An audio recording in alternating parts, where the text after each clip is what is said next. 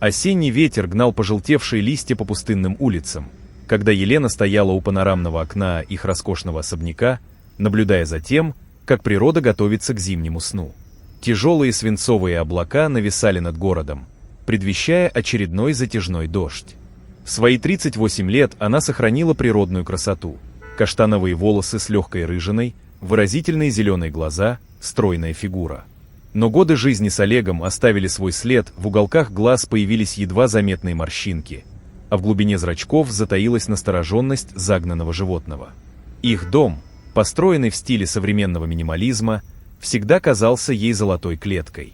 Белоснежные стены, дорогая дизайнерская мебель, картины известных художников — все это было подобрано с безупречным вкусом, но без души. Как и их брак, длившийся уже 15 лет.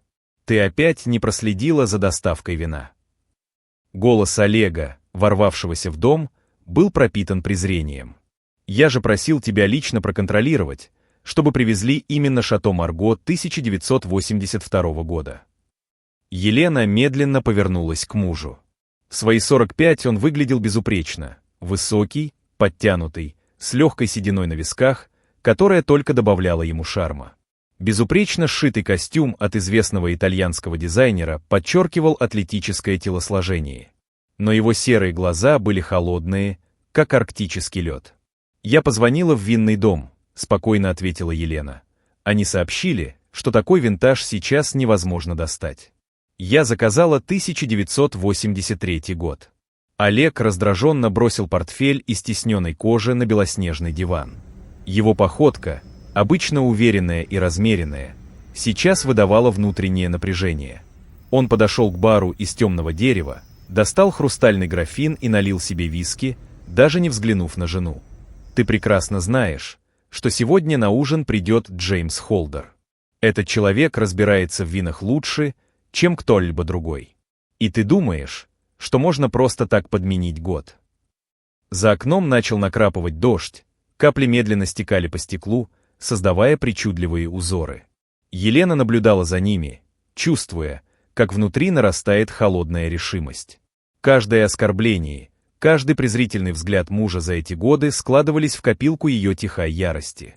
«Может быть, тебе стоит попросить свою секретаршу заняться организацией таких важных вещей?» Тихо произнесла Елена, продолжая смотреть в окно. Кажется, у нее лучше получается во всех смыслах. Олег резко повернулся к ней, его лицо исказилось от гнева. Он сделал шаг вперед, но остановился, заметив что-то новое во взгляде жены. Это была непривычная покорность или страх, в ее глазах плескалось что-то похожее на вызов. В кабинете Олега, расположенном на втором этаже, царил идеальный порядок. Массивный стол из красного дерева, кожаное кресло, стены, отделанные дорогими панелями, все говорило о власти и богатстве. Но Елена знала, что за этим фасадом скрываются тщательно охраняемые тайны. Каждый вечер, когда муж задерживался на работе, как он говорил, она методично просматривала его документы, фотографировала важные бумаги, копировала файлы с его компьютера. Дождь усилился, превратившись в настоящий ливень. Раскаты грома сотрясали воздух, молнии освещали небо.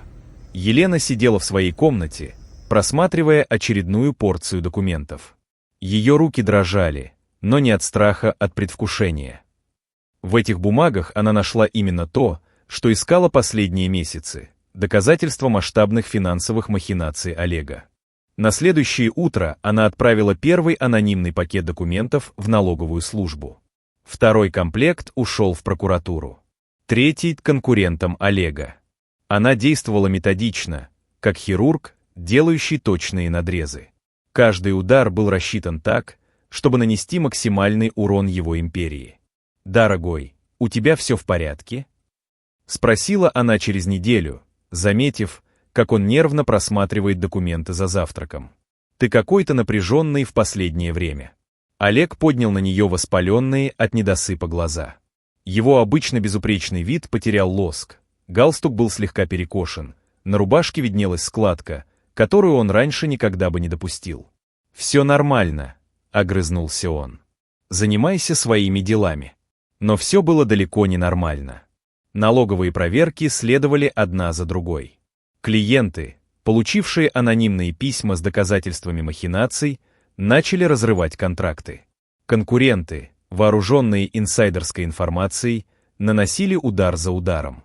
Елена наблюдала за крушением империи мужа с холодным удовлетворением.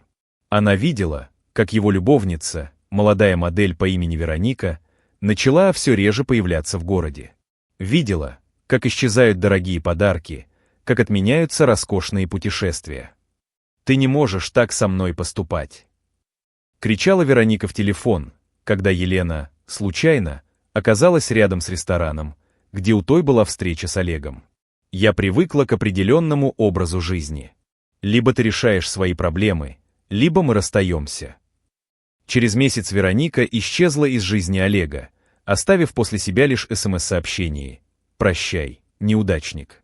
Надеюсь, ты поймешь, что потерял». Елена видела, как муж смотрел на это сообщение, его руки дрожали от бессильной ярости. Развязка наступила промозглым октябрьским вечером. Олег вернулся домой раньше обычного, его лицо было серым от усталости и стресса. Он нашел Елену в библиотеке, где она спокойно читала книгу при свете старинной лампы. «Все кончено», — произнес он безжизненным голосом. «Компания банкрот. Счета арестованы. Завтра начинается судебное разбирательство».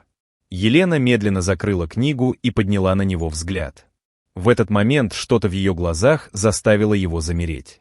«Знаешь», — произнесла она с легкой улыбкой, — «я всегда говорила тебе, что умею хранить секреты. Жаль, что ты никогда не воспринимал меня всерьез». Понимание медленно проступало на его лице, сменяясь ужасом и яростью. «Ты?» — выдохнул он. «Все это время это была ты?» Елена встала, ее движения были спокойны и грациозны. Она подошла к окну, за которым город утопал в осеннем дожде. 15 лет унижений, Олег. 15 лет я была твоей тенью, твоей служанкой, твоей красивой куклой. Ты никогда не задумывался, что я могу быть чем-то большим. Что у меня может быть свой разум, свои чувства, своя гордость». Олег рухнул в кресло, его мир рассыпался на части. Все, что он создавал годами, было разрушено руками женщины, которую он считал слабой и зависимой.